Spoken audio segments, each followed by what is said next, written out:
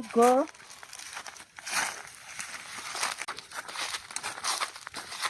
As you can see, we are almost home. Where we settle is very close to our home. And their grandmother each smoke the equivalent of 40 cigarettes every day. It's not from cigarettes though, it's from a 3-stone cooking fire.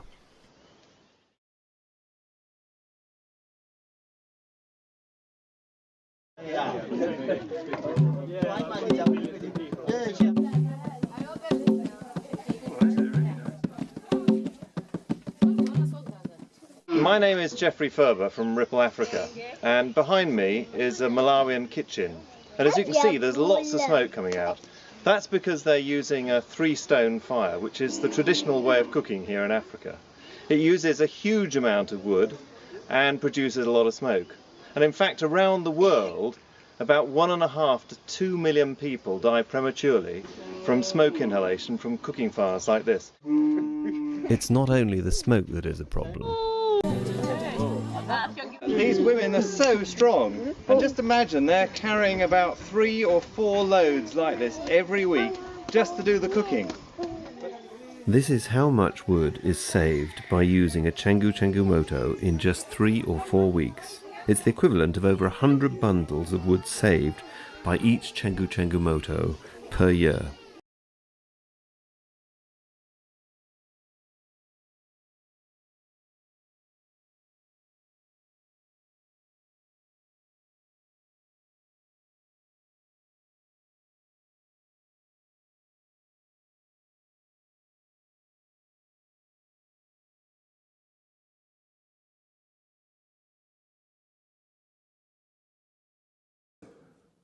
From one of the gas stations close by.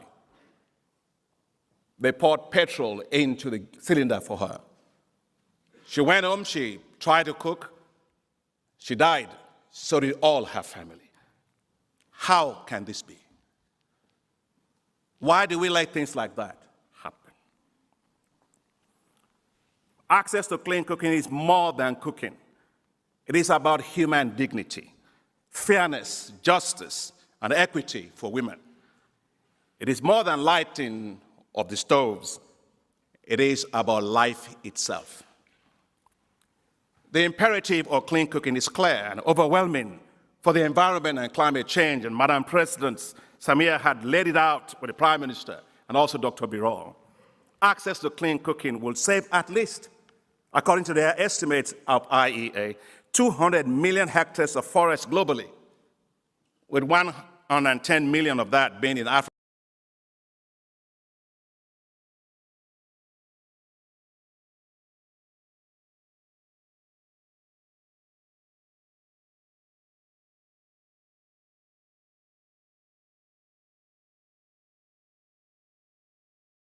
Africa really is the fire continent.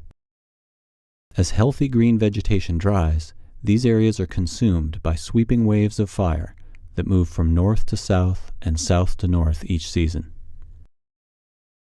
The fires in Africa are primarily grassland fires, but there are also management fires associated with agriculture and maintenance.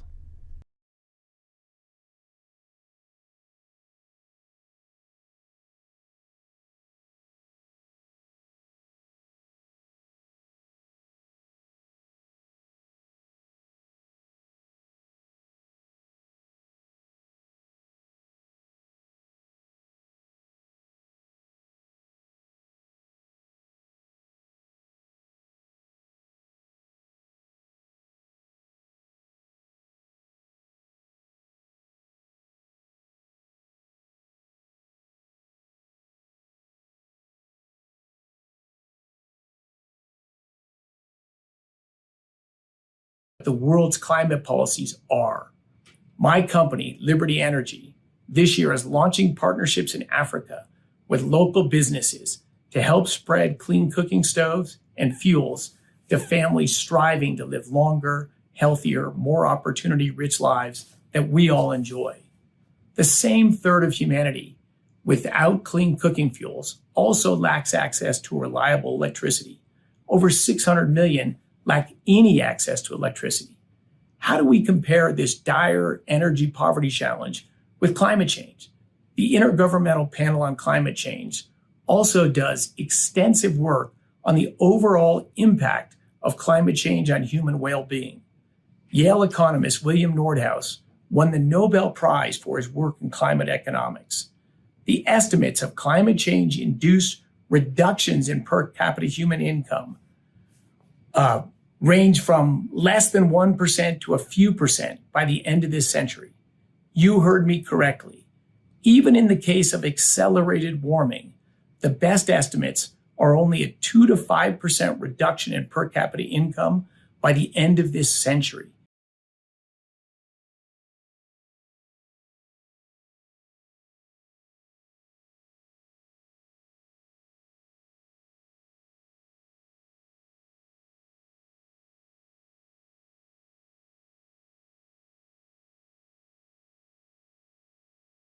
Impact, however, is the total disregard for those fighting desperately to emerge from energy poverty, which is nearly synonymous with poverty.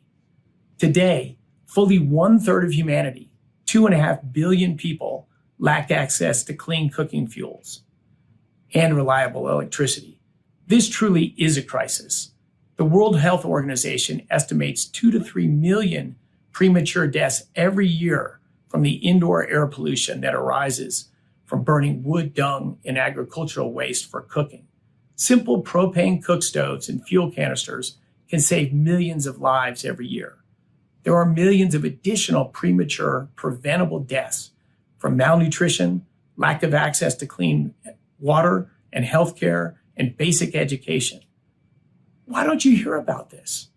You likely did hear how the US government joined 20 other wealthy nations at the COP26 climate conference in Glasgow and proudly announced the cessation of any future lending for fossil fuel projects in the developing world. The 2.5 billion folks dreaming of a clean propane cook stove are surely not proud of such cruel and ignorant rich world virtue signaling. Climate